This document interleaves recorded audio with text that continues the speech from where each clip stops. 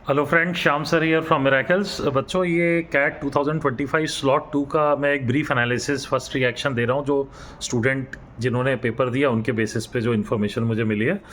तो मैं पहले तो क्लैरिफिकेशन दूं कि जो कैट 25 स्लॉट 1 में जो VARC का सेक्शन आया था, उसमें हमने देखा था कि पैसेजेस के थ्रू जो क्वेश्चंस थे वो टोटल 18 थे, ठीक है। और वर्बल एबिलिटी के क्वेश्चन जो थे वो करीब 6 थे।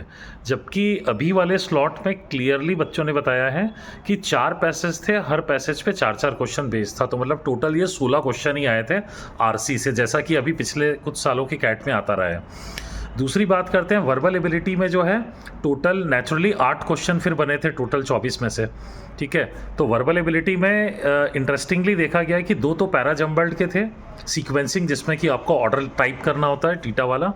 इसके अलावा 2 क्वेश्चन पैरा समरी के थे, पैरा कंप्लीशन पैरा समरी, और 1 से 2 क्वेश्चन थे para jumbled odd one out वाले, ठीक है। इसके अलावा जो पिछले साल आया था, जिसमें एक स्टेटमेंट दिया रहता है और एक पैराग्राफ के अंदर आपको फिट करना होता है, 4 प्लेसेस दी होती है, 4 में से कहीं एक जगह पे वो फिट होता है। वो वाले क्वेश्चन जो फर्स्ट स्लॉट में नहीं आए थे वो इसमें आए थे, बाकायदा आए थे। कम से कम 2 क्वेश्चन उसके आए थे। तो इस तरीके से ये टोटल 8 क्वेश्चन हो गए। 2 para jumbled, 2 para summary, 2 para jumbled odd one out, और 2 जो है आपका फिल इन दी ब्लैंक कह लीजिए उसको। तो ये था। अब बात करें लेवल ऑफ टफनेस की। 4 पैसेज में से करीब 1 पैसेज तो नो डाउट, 1 से 2 पैसेज टफ ही कह लीजिए आप। हालांकि जिस स्टूडेंट से मैंने बात की वो हमारा काफ़ी ब्रिलियंट स्टूडेंट है, तो उसने तो 3 पैसेज कर दिया, 3-3.5 पैसेज कर दिया। वो मुझे नहीं लगता कि एक नॉर्मल स्टूडेंट के लिए तो इतना पॉसिबल नहीं होगा। इवन 99 भी लाना है तो 2 पैसेज और 2.5 पैसेज करके आओगे, और प्लस VA के भी क्वेश्चन कुछ सही होंगे तो आएगा।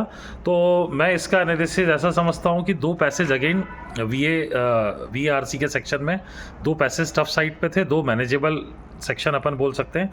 थीम बताऊँ तो चैट GPT के ऊपर एक पैसेज आया था जो थोड़ा मैनेजेबल था उसकी लेवल ऑफ टफनेस, क्योंकि उसमें ये बताया जा रहा था कि जो चैट GPT काफ़ी अच्छे पॉजिटिव आंसर्स दे रहा है, कुछ हद तक वो अपनी इमेज ट्रस्टवर्दी इमेज बना रहा है, क्योंकि उसको अपनी ब्रांड बना के अच्छा पैसा कमाना है एट्सेट्रा। लेकिन ये अपने आप में एक नोशन क्रिएट कर रहा है, ऐसा है कि नहीं, मतलब सारे आंसर उसके इतने रिलायबल नहीं है, ऐसा कुछ। दूसरा एक मैक्सिकन टेट्रा फिश के ऊपर था कि वो एक केव फिश है और वो उसके सेंसरी ऑर्गन ज़्यादा डेवलप हो जाते हैं एज़ कम्पेयर टू उसकी आइस, ठीक है। तीसरा एक पैसेज फिलॉसफी के ऊपर था, it was a difficult one. तो 3 पैसेज की ये थीम थी। तो ओवरऑल सुबह वाले सेशन जैसा ही था, मॉडरेट टू टफ बोल सकते हैं VARC सेक्शन को। दूसरा सेक्शन था LRDI, उसकी बात करें तो उसमें जो थे अगेन थे तो 5 सेट, उसमें से 2 सेट इसमें मैनेजेबल था। मुझे ऐसा लगा बात करके बच्चों से कि सुबह के कंपैरिजन में DILR वाला सेक्शन स्लाइटली थोड़ा सा मैनेजेबल ज़्यादा था, सुबह वाला ज़्यादा टफ था।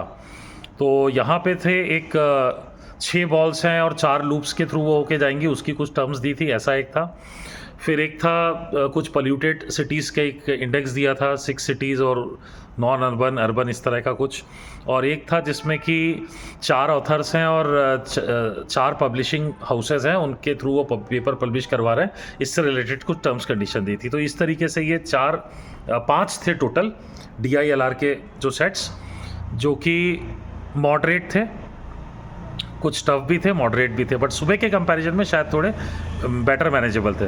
मैथ्स की बात करें तो मैथ्स जैसे सुबह वालों ने काफ़ी प्रिडोमिनेंटली बोला था, अर्थमेटिक डोमिनेंट था, ऐसा कुछ स्ट्रॉन्ग फीडबैक मेरे को मिला नहीं है। काफ़ी वेल स्पेस्ड था, सब तरह के क्वेश्चंस थे।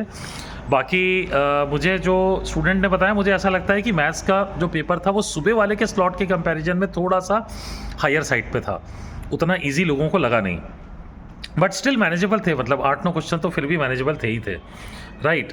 So this is the analysis from my side. Thank you so much, wish you all the best, all the slot 3 aspirant. ठंडे दिमाग से अच्छे से पेपर करिए, कोई बायसनेस लेके मत चलिए। आप देख ही रहे हो कि कुछ चीज़ें सुबह आई थी वो अभी नहीं आई, वगैरह वगैरह, ठीक है। Thank you so much.